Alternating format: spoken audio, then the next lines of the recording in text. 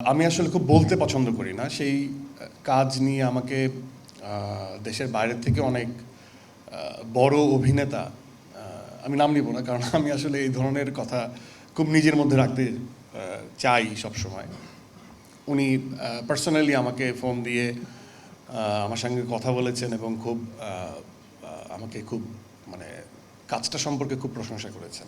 তো এখানে সবাই আমার খুবই পরিচিত মুখ।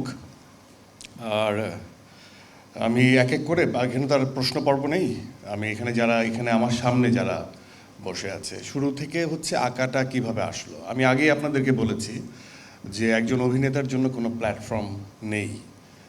তো আমার দীর্ঘদিন নাটকের জার্নির পরে আমি চিন্তা করি যে আমাকে একটু হাঁপিয়ে যাচ্ছিলাম, যে একটু সময় নিয়ে ক্যারেক্টার পোর্ট্রেট করাটা খুব দরকার। সেখান থেকে আমি সময় নিয়ে ওটিটিতে নিজেকে এন্ডোর্স করি এবং সেই সময় নাটকের সংখ্যা অনেক কমে যায় এবং তারপর ওটিটির সংখ্যাও কমিয়ে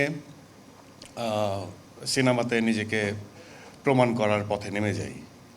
এবং তখনই একটা প্রশ্নই বারবার এসেছে, আমি কি সব ছেড়ে দিয়েছি? আমি সবসময় বলেছি যে অভিনেতাদের আসলে কোনো প্ল্যাটফর্ম ম্যাটার করে না। একটা ভালো গল্প এবং ভালো প্রোডাকশনের সাথে আমি সবসময় থাকতে চাই, সেটা যে মাধ্যমেই হোক। তো সেই জায়গার থেকে আঁকার উৎপত্তি। এবং একসময় শাকিল আমাকে শেয়ার করে যে এর আগেও বিভিন্ন গল্প শাকিলের আমার দোস্ত মানুষ, যদিও এখানে দাঁড়িয়ে বলছে আমাকে অভিনেতা হিসেবে সে খুব পছন্দ করে, বাট আমাদের মধ্যে খুব ইনফর্মাল রিলেশন। যে কোনো গল্প, যে কোনো ফাইন্ডিংসে আমরা ক্রিয়েটিভলি অনেক আলোচনা করি। তো এটা আমাদের বন্ধুত্বের একটা সুন্দর দিক। এটা যার গল্পই হোক, যে প্রোটাগনিস্টই হোক, কিন্তু আমরা গল্প নিয়ে আলোচনা করতে খুব পছন্দ করি এবং সেখানে কোনো দিক বের করতে আমরা অবগত হই আর কি, আমরা একটু ট্রাই করি। তো সেই জায়গার থেকে অনেকগুলো গল্প, কে হতে পারে ডিরেক্টর, যদি ওটিটি করি সেটার প্ল্যানিং কি হতে পারে, এগুলো গল্প তো চলতেই থাকে। তখন উঠে আসে ভিকির নাম এবং ভিকি বেশ কয়েকটা গল্প শাকিলকে শোনায় এবং শাকিল আমাকে বেশ কয়েকটা ওয়ান লাইনার শোনায়। সেখান থেকে আমি পিক করি এই গল্পটা, আর শাকিলও বলে যে তাই, তো ওর সাথে আমার মিলে যায়। তো এইভাবেই আঁকা একটু এগিয়ে যায়। তো প্রথম এই নামটা আঁকা ছিল না, এই নামটাও পরবর্তীতে সেট করা হয় এবং প্ল্যাটফর্মের সাথে আলোচনা করা হয়, তারা সেটা পছন্দ করে, পিচ করা হয়। আমি অনেক আগের কথা বলছি, কারণ পরবর্তী সবাই সব কথা বলে দিয়েছে। তো এইভাবেই আসলে আঁকাটা আসে আর কি সবার মনে। দেন আমরা যখন সব কিছু অ্যালাউ করা হয়, তখন আমরা যে যার মতো করে প্রোডাকশানে ঢুকে যাই। সো তখন তারপরে কাস্টিং, তারপরে কাজ, এবং 4 তারিখ এটা আসছে আপনাদের সামনে, আজকে ট্রেইলার রিলিজ হবে। তো এই যে বর্ষণের সাথে আমার পরপর এই একই প্ল্যাটফর্মে 3টা কাজ। আমার শুরু একদম সিরিজ ওয়াইজ যদি বলি, অনেক আগে, সেই কাইজারের আগেও আমার একটা ছোট্ট কাজ ছিল, যেটা ডিরেক্টর ছিল অলোক। ছোট একটা শর্ট ফিল্ম টাইপ একটা আমরা করেছিলাম, আমি আর তানজিন দিশা। সেটাও খুব সুন্দর কাজ ছিল, কিন্তু হয়তো বা আপনারা জানেন না।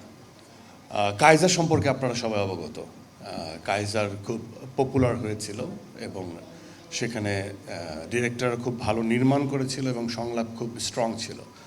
সো ফ্যামিলি যে মেন্টালিটি, একজন ডিটেকটিভের যে ডিফেক্টিভ বিষয়গুলো, সেটা যেভাবে খুব সাধারণভাবে রভাবে তুলে ধরা হয়েছিল, সেটি আসলে শক্তি ছিল।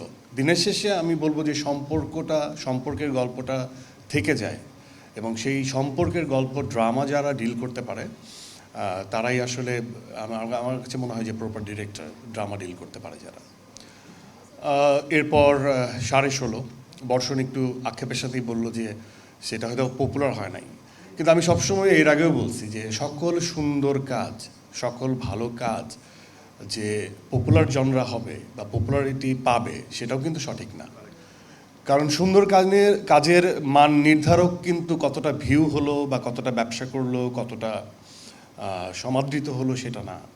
সো ডিপ ইনসাইড কিছু ভালো কাজ গোপনে থেকে যায়। কিছু ভালো কাজ আমি আসলে খুব বলতে পছন্দ করি না। সেই কাজ নিয়ে আমাকে দেশের বাইরের থেকে অনেক বড় অভিনেতা, আমি নাম নিব না কারণ আমি আসলে এই ধরনের কথা খুব নিজের মধ্যে রাখতে চাই সবসময়।